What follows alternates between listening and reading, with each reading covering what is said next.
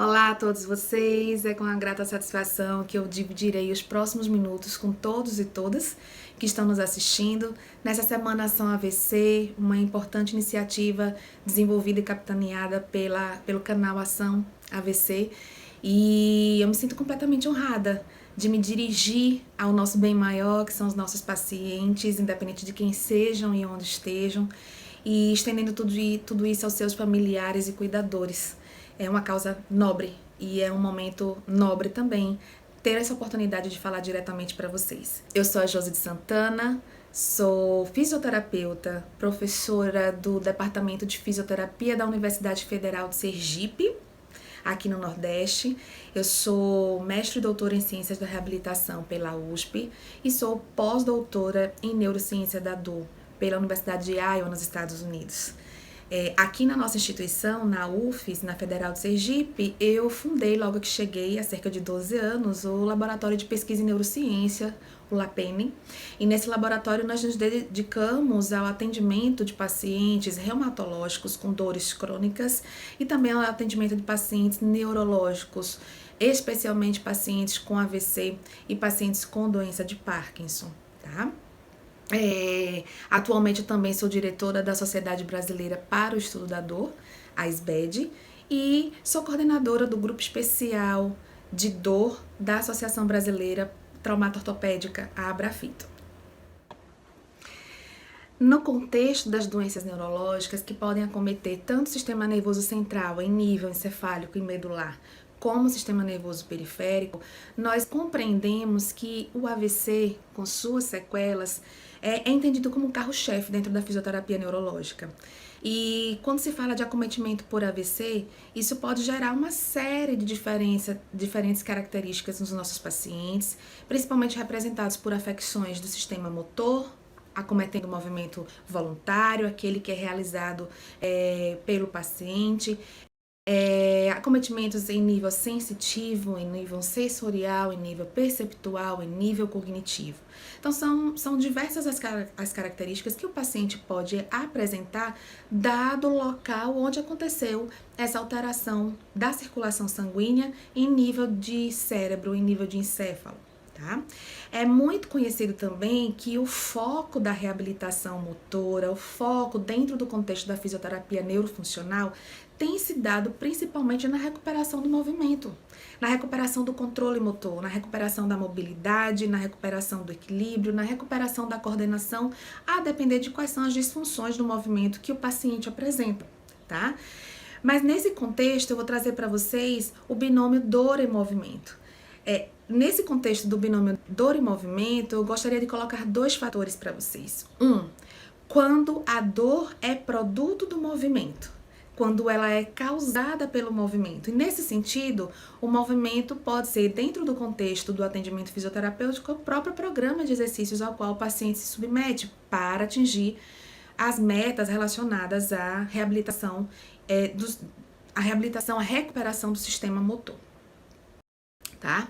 O segundo fator é exatamente o contrário, é quando a dor que já é existente, que já foi produzida, o que inclusive era anterior à própria sequela do movimento, tá? A deficiência do movimento que hoje está apresentada, quando essa dor funciona como um fator dificultador do movimento, ou fator limitador, que restringe a execução do movimento. Então é sobre isso que eu quero falar com vocês agora. Então, vamos lá ao conceito de dor. Veja, eu estou trazendo para vocês de primeira mão um conceito que acabou de ser revisado depois de mais de 40 anos pela Associação Internacional para o Estudo da Dor e acabou de ser publicado agora na revista PEN, a maior revista internacional que a gente tem na área de dor no mundo, agora, nessa última semana, na semana passada. Então, nesse conceito se traz que a dor é uma experiência sensorial e emocional aversiva que pode estar se assemelhando a uma lesão que seja causada por um dano real ou um dano potencial, tá? O que seria um dano real? Alguma lesão que realmente acontece no organismo, mas eu não preciso de uma lesão para sentir dor, eu não preciso de um machucado para sentir dor, tá? Então tem uma série de eventos, inclusive, por exemplo, eventos traumáticos, eventos psicoemocionais que podem gerar processos alterados no sistema nervoso central e isso disparar processos importantes de dor. Tá? Então, nesse sentido, a dor ela sempre vai ser considerada algo subjetivo. Daí a dificuldade que a gente tem de mensurar essa dor com inúmeras formas de instrumentos diferentes. Ela pode ser influenciada em vários graus por componentes tanto biológicos, ou seja, do próprio organismo, como componentes psicoemocionais e componentes sociais. Isso está totalmente atrelado àquilo que a gente chama de modelo biopsicossocial, que a gente entenda o paciente não como uma pessoa que tem uma lesão, uma pessoa que tem uma disfunção, uma sequela que deve ser olhada e que deve ser tratada, mas que a gente entenda, acima de tudo, o paciente como um ser que tem fatores biológicos, orgânicos, sistêmicos, paciente que tem características e fatores do seu psicológico, do seu emocional que devem ser entendidas e incorporadas dentro do esquema de avaliação e de tratamento, inclusive para compreender onde focar e como medir a evolução e no contexto social. E assim a gente ressalta já nesse primeiro momento de conceito a importância da participação da família, a importância do contexto familiar, do contexto social, de amizades e de participação em atividade desse paciente, tá? A gente queria deixar também uma nota com relação a esse conceito que dor é diferente de nocicepção. Então, às vezes eu tenho dor na verdade é uma resposta que o paciente nos dá em forma de relato. Nocicepção é um mecanismo neural que acontece no nosso organismo e que é distinto da presença de dor, tá? A gente tem que o relato de dor deve ser aceito quando ele é dito, quando ele é relatado, quando ele é expressado pelo paciente e que assim deve ser respeitado. Então, a gente tem uma frase máxima que dor existe quando o paciente diz existir e quando ele diz ser, tá? Então, a gente precisa respeitar aquilo que é dito como relato pelo paciente. A dor gera um papel adaptativo, então às vezes a gente escuta aquele tipo de relato que a pessoa tem dor há tanto tempo e ela refere que até se acostumou com essa dor, mas a gente precisa ter cuidado com relação ao processo mal adaptativo, a gente chama isso em ciência de neuroplasticidade negativa, porque isso gera uma série de fenômenos patológicos e que geram uma dificuldade de reversão, então a gente tem que estar atento a isso, tá?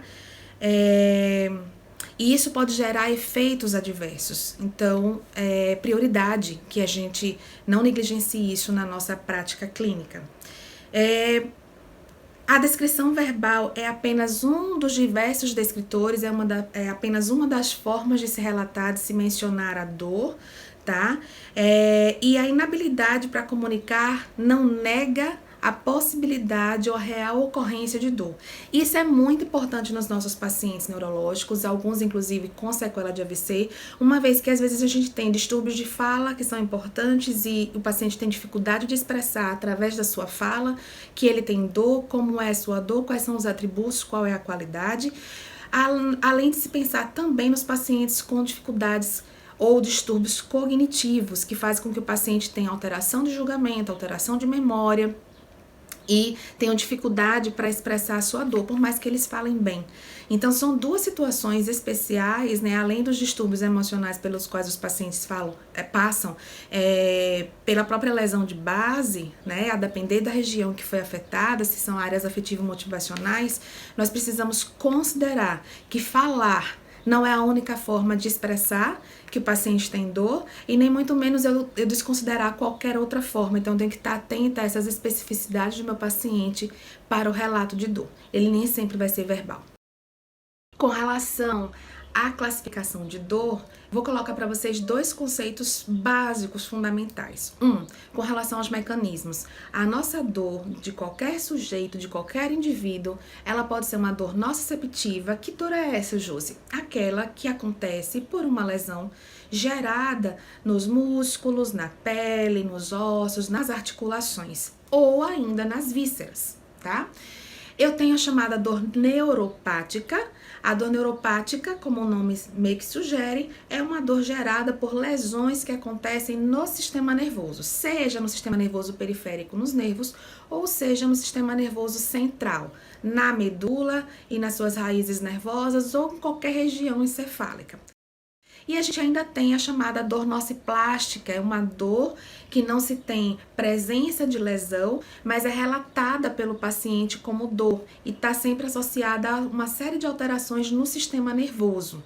Então, no paciente neurológico, nós haveríamos de considerar principalmente dois tipos de dores que normalmente acontecem, que existe uma alta prevalência nos pacientes com AVC, em pacientes com lesão, com sequela de lesão medular, pacientes com esclerose múltipla e tantas outras disfunções neurológicas, especialmente aquelas do sistema nervoso central. Tá? Então, nesse sentido, a gente tem uma possibilidade de dor mista. E nós temos que entender qual é o mecanismo dessa dor, nós temos que entender se a gente tem tanto dores que são evocadas por fatores neurais, ou seja, lesão propriamente dita na estrutura nervosa, que gera, além do relato de dor, um fenômeno muito interessante que pode ser utilizado na prática clínica para distinguir, que é a chamada alodinia. O que é alodinia? É quando o paciente apresenta dor frente a um estímulo que não é considerado nocivo, que não causaria dor. Posso dar um exemplo para vocês. O toque leve em qualquer parte da pele. Às vezes o paciente que tem hipersensibilidade, que sente dor e desconforto ao vento do ventilador, ao toque da roupa na pele, tá? Associado também a outros fenômenos sensitivos, como parestesia, que é aquela história do formigamento, alteração de sensibilidade, sensação de desconforto, de desagradabilidade, tá? Aquela coisa assim, ai, tô agoniado, tá me incomodando, dói, parece que é dor. Então, esse conjunto de sintomas, muitas vezes, né, tá relacionado à alodinia, que muita gente sente na pele, na estrutura que tá doendo, como ardência, como queimação, como formigamento. Então, isso são características, atributos de uma dor que está associada a lesões no sistema nervoso central. Fora as dores que são propriamente ditas das articulações, dos músculos, e esses são os fatores não neurais. No paciente neurológico, a gente tem alguns desses fatores não neurais que também vão influenciar. A sequela, né, da espasticidade, por exemplo, que é presente em muitos pacientes, que é o aumento do tônus muscular, que deixa, né, membros superiores ou membros inferiores, né, a depender da sequela, normalmente no paciente com AVC apenas de um lado, do lado direito ou do lado esquerdo, que deixa aquela estrutura, aquele membro enrijecido e que dificulta no dia a dia, nas atividades de vida funcional, né, de vida diária, tá? Então, isso é um fator não neural, porque é um aumento dessa contração em nível de musculatura que pode gerar essa dor por uma hiperativação, tá? A gente tem a alteração de força, então às vezes uma fraqueza muscular importante pode gerar dor.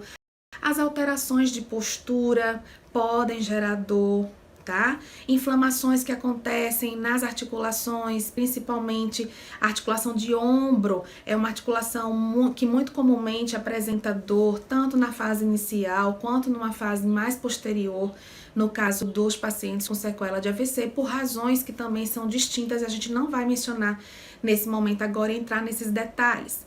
Mas eu queria lembrar para vocês que tem fatores tanto do sistema nervoso, quanto fatores do próprio sistema músculo-esquelético que podem levar dores diferentes, quadros diferentes de dor no paciente neurológico, tá? Então, eu tenho a dor nociceptiva, a neuroplástica e a neuropática, e eu tenho que entender que pode ter mais de um tipo de dor simultaneamente no meu paciente, certo? O outro conceito de dor que eu queria colocar para vocês, em termos de classificação, é que a dor pode ser dividida em dor aguda e dor crônica. O que é a dor aguda? A dor aguda é entendida como um sinal de alerta pelo nosso organismo, aquela dor que é necessária do ponto de vista fisiológico para nos dar o sinal de que alguma coisa não está bem no nosso organismo. E todos os indivíduos que têm o mínimo de sensibilidade, que têm intacto o sistema nervoso central no sentido de percepção de dor, podem ter dor em qualquer momento da vida, seja paciente neurológico ou não, tá? Então essa dor é chamada dor aguda.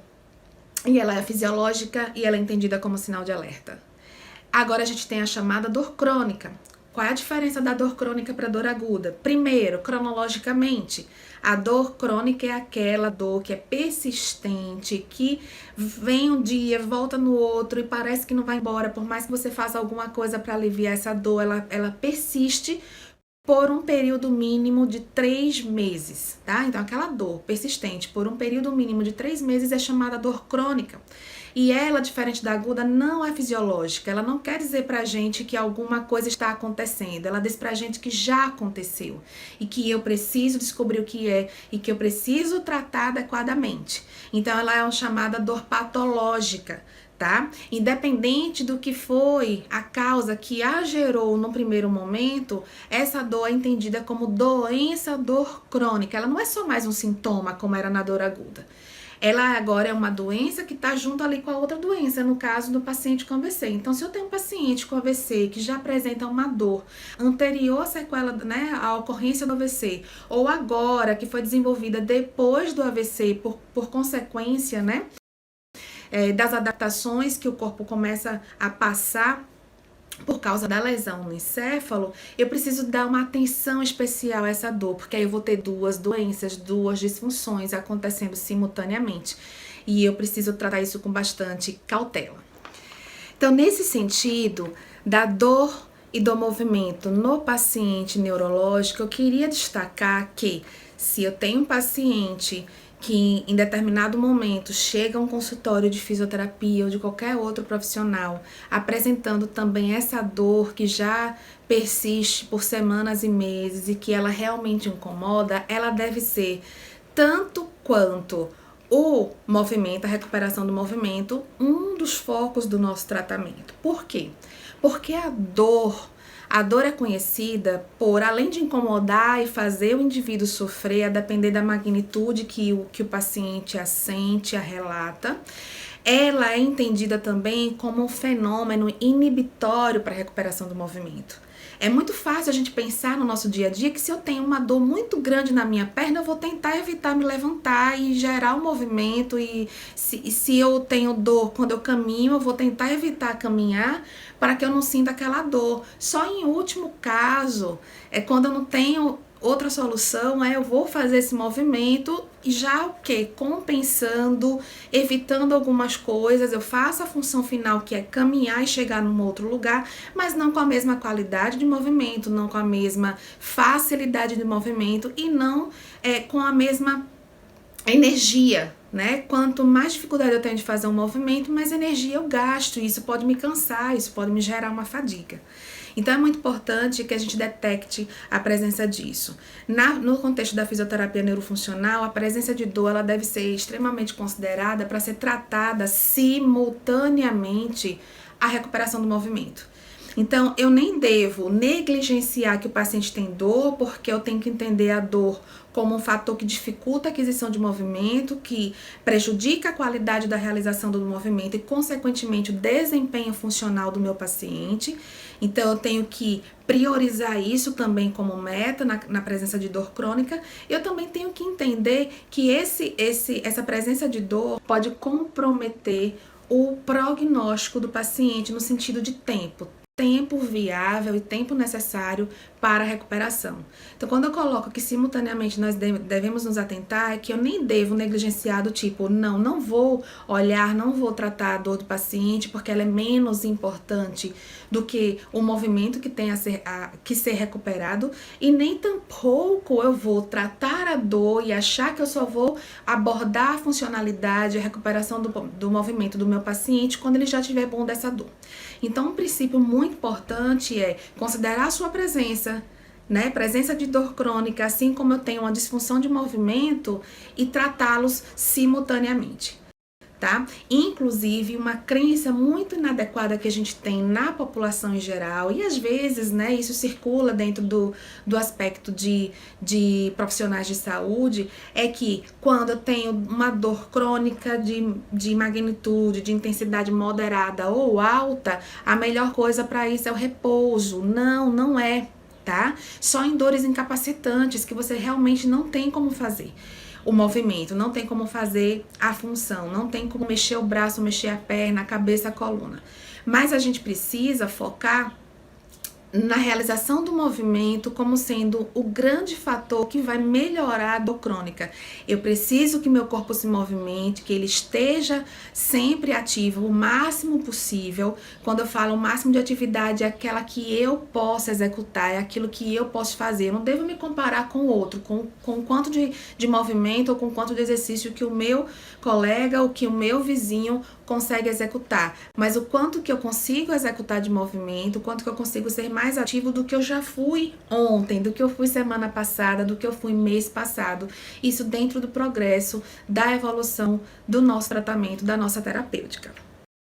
Então, nesse sentido, eu gostaria de destacar que o paciente, ele deve ser o protagonista. Ele deve ser a pessoa mais ativa no seu processo de recuperação, tanto da dor, né, no sentido de diminuir a dor crônica, quanto no seu processo de recuperação do movimento. Nesse sentido, a gente precisa trabalhar no engajamento do nosso paciente, precisa trazer o paciente ativamente nesse processo de recuperação. Não adianta, no tratamento do paciente com disfunção neurológica, com disfunção de movimento, que tem uma chance de um bom prognóstico, a gente ficar fazendo técnicas muito passivas. Tá bom? Então, o exercício ele é entendido como aquele tratamento não farmacológico, padrão ouro, para a recuperação do movimento e também para a diminuição da dor crônica.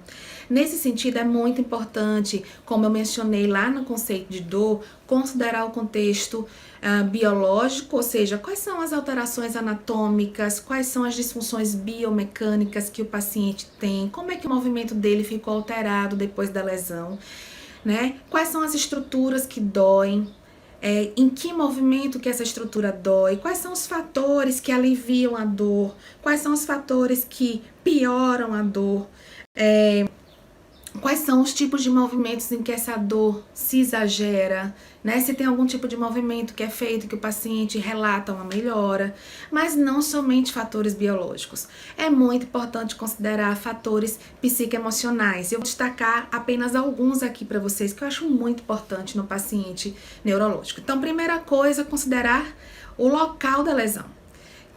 Como era esse paciente psicoemocionalmente, né, antes da lesão? Como ele se comportava? Segundo, como ele está se comportando agora? É do mesmo jeito? Ele reage às coisas, né? Ele se apresenta emocionalmente, ele se expressa emocionalmente do mesmo jeito que antes? Ou apresenta também sequelas de caráter emocional que estão diretamente relacionadas a regiões encefálicas que foram lesadas, né? Que sofreram a lesão na circulação sanguínea. Então, eu preciso fazer essa comparação e entender quem é meu paciente hoje. Dentre esses fenômenos psicoemocionais, né, do modelo biopsicossocial, que eu queria destacar para vocês, duas que são muito relatadas no manejo do paciente com sequela de AVC, que é a ansiedade e a depressão, tá? No contexto da dor, são dois fenômenos extremamente importantes. Quanto mais ansioso é o paciente, quanto mais deprimido é o paciente, mais difícil se torna o manejo dessa dor. Então, eu tenho que entender esse perfil do meu paciente para modular as minhas estratégias enquanto terapeuta, enquanto profissional de saúde, para lidar e abordar com esse paciente. Então, isso vai ser muito importante para as estratégias de comunicação, basear os meus princípios de comunicação com esse paciente, extrair do meu paciente aquilo que eu tenho de melhor em termos de informação para ajudar o paciente no seu engajamento. E, obviamente, entender em que momento e para que profissional que eu preciso encaminhar esse paciente, porque tem algumas características, especialmente psicológicas, que não são do nosso ofício e a gente precisa de uma contrarreferência para um acompanhamento mais multiprofissional e até multidisciplinar, tá? Bem, tem uma outra questão que eu acho que é muito importante quando a gente alinha os dois termos, tá? Dor e movimento, que é medo de se movimentar. Então, tem alguns pacientes que eles têm medo de se movimentar e no paciente neurológico isso pode ser um pouquinho mais importante de ser considerado na prática clínica, porque o paciente às vezes tem medo de se movimentar porque ele tem medo de cair. Ele não tem força suficiente, sensibilidade suficiente na articulação, não tem um sistema de equilíbrio que está recuperado e pronto para executar sua função e manter o paciente estável. Então esse medo ele é real em muitos pacientes neurológicos.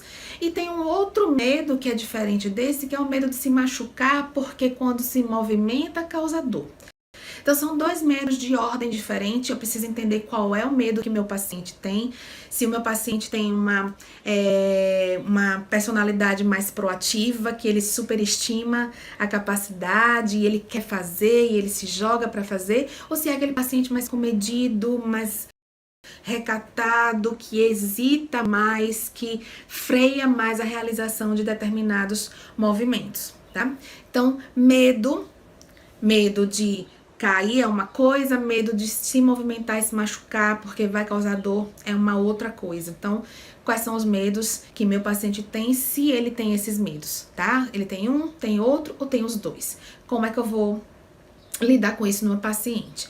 Uma outra coisa que também é reflexo do medo que o paciente tem de se mover, de se machucar e de piorar a sua dor é a chamada evitação. Tem pacientes que, por medo de se machucar e de fazer doer aquela região, ele termina evitando, ele evita o movimento.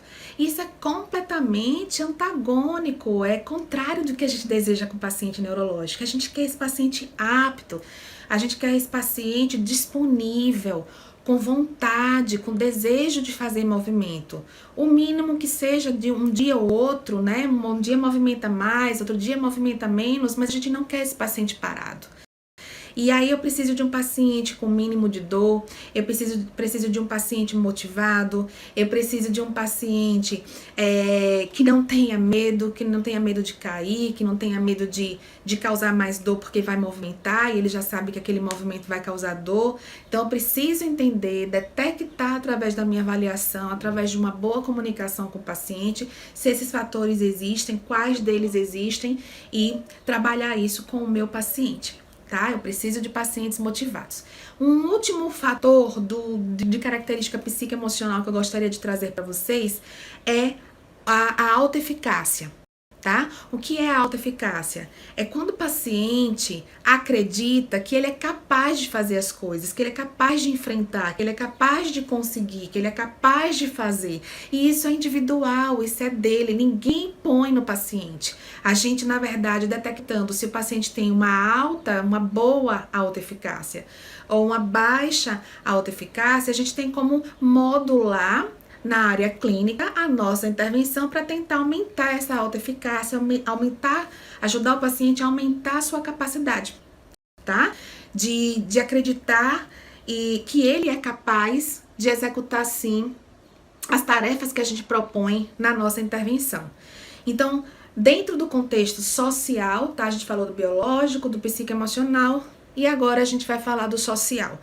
Gente, eu queria destacar o papel da família, no sentido de suporte, não só de suporte, de levar para aqui e para colar, mas no suporte diário, de entender essas necessidades do paciente, de entender se ele tem dor, se não tem, que quando existe dor ela é real, porque ela tem várias formas de se apresentar e ela tem vários caminhos por onde ela pode percorrer até chegar pra gente, ela tem várias origens, tá? E com relação à disfunção. Então, nessa questão do suporte social, eu acho que a principal dica que eu daria, enquanto fisioterapeuta, para a família é acredite no que o seu familiar tem, né? E tente entender um pouco mais, né? Fazer com que se expresse mais o que é que se sente, como se sente, porque isso ajuda muito dentro do processo terapêutico, tá? E principalmente, tentar fazer esse paciente ser ativo em casa. Não temos tempo para falar sobre as questões, né, as várias facetas desse paciente em casa, mas às vezes é muito comum que se proteja demais o paciente depois das sequelas postas, né, após a lesão, e que se permita que o paciente não faça nada, como se estivesse poupando, tá? E exatamente o contrário é o que a gente recomenda. É importante detectar o que aqui se pode fazer, mesmo que seja com compensação de movimento, com adaptação, não importa, o importante é se manter ativo. e cada fisioterapeuta dentro do seu cenário, né, de sua convivência, vai saber, obviamente, ensinar quais são as melhores tarefas adaptadas para esse paciente, ajustadas, né, melhorando o termo, ajustadas para esse paciente para se fazer em casa. Então, atividade ao máximo, como o paciente conseguir fazer. Então a gente costuma dizer assim, voltou a caminhar, voltou a ficar em pé, vai voltar a caminhar. Não tem que caminhar meia hora, uma hora, como se recomenda a Organização Mundial da Saúde. Tem que caminhar 10 passos e para sentar, se isso for aquilo que o paciente consiga fazer. Porque 10 passos hoje, talvez, ou provavelmente, seja muito mais do que o que conseguia fazer antes. Então, cada conquista diária, ela deve ser computada, deve ser registrada, deve ser percebida e valorizada dentro do contexto dessa recuperação do movimento do nosso paciente. E para finalizar, seguindo essa sequência aí de entender o que é a dor, conceituar, classificar, entender o modelo biopsicossocial, algumas inferências que são importantes para avaliação. Na questão da avaliação, eu queria destacar 2 pontos, tá? A gente precisa entender essa dor quando o paciente está em repouso, tá? Então, quando o paciente está em pé, deitado, sentado, mas parado, sem fazer nenhum movimento, se tem dor, como essa dor, e classificar e quantificar essa dor de 0 a 10 que seja. Acho que alguns pacientes conhecem já essa forma de avaliar, mas principalmente, quando eu falo dor versus movimento, eu preciso entender a dor do meu paciente em movimento, durante atividades funcionais, especialmente atividades que se remetem à funcionalidade de vida diária do meu paciente. Não adianta ficar institucionalizando movimentos e testes que são feitos dentro da prática clínica se esses não são diretamente relacionados à vida diária, à intenção, né, enquanto meta de recuperação da vida social, da vida de trabalho, da vida de lazer do paciente. Então, considera aí a dor em movimento, a dor em repouso. Cada paciente tem que ser autônomo dentro da medida do possível, da sua percepção, do seu julgamento, para compreender se dói mais sentado, se dói mais em pé, se dói mais deitado, se dói mais quando movimenta, em que tipo de movimento. Então, essas são informações extremamente importantes e que ajudam a guiar esse processo de recuperação. E em termos de recuperação, na fisioterapia, a gente tem várias formas de se trabalhar a questão da dor crônica, o tratamento da dor crônica. É possível que a dor crônica não tenha cura em alguns casos, pelos tratamentos farmacológicos e não farmacológicos ainda serem limitados, depende muito da complexidade de cada caso, depende muito do quanto o paciente entra junto com a gente na terapia para ser protagonista do seu tratamento, mas muitos tratamentos existem que aliviam sim essa dor. Tá? E aqui na fisioterapia eu destacaria para vocês principalmente o movimento, o programa sistematizado e regular de exercícios. Então eu tenho que aprender de alguma forma, principalmente considerando que sedentarismo, inatividade física é fator de risco de uma alta prevalência de pacientes que têm lesão, ou seja, muitos tiveram AVC, tendo como uma das causas o sedentarismo prolongado antes de ter tido a lesão, já eram sedentários, não gostavam de se exercitar, não gostavam de fazer atividade física, e a gente traz para a realidade do paciente, né, após o AVC, já com sequela para ser tratada, que a gente tenta colocar esse paciente num plano integrado de atividade física, de exercício físico para recuperação motora, sendo que o paciente era sedentário convicto, não gostava de fazer atividade. Então isso, na verdade, é um dos pontos que a gente deve considerar, entendendo que o exercício físico, programas específicos de exercício físico são os mais importantes para que eu trabalhe tanto a recuperação do movimento quanto a diminuição da dor do meu paciente, tá? Mas uma dica muito importante que cada paciente pode ajudar ao seu fisioterapeuta com isso, ou mais lá na frente o professor de educação física, tá? Tem gente que gosta de trabalhar em grupo, isso aí às vezes motiva, isso aí pode ser muito interessante. Então, qual é a preferência do paciente? A preferência do paciente para o tipo de exercício importa muito, porque isso requer o auxílio do paciente no sentido motivacional. O que eu prefiro fazer? Como é que eu gosto mais? Tá? Então, isso ajuda muito o autoconhecimento de como é que você se sente melhor utilizando o seu corpo. Obviamente, existe uma gama de exercícios para a meta que foi colocada terapeuticamente, e aí se determina isso junto ao paciente. Então, o paciente, mais uma vez, como pivô, como papel principal, como ator e atriz principal da sua novela de recuperação, do seu filme de recuperação funcional, tá? Bem, associado ao exercício, a gente tem uma série de técnicas que são entendidas como técnicas mais passivas, que a gente vai e faz pelo paciente, que ajudam muito nesse processo de recuperação.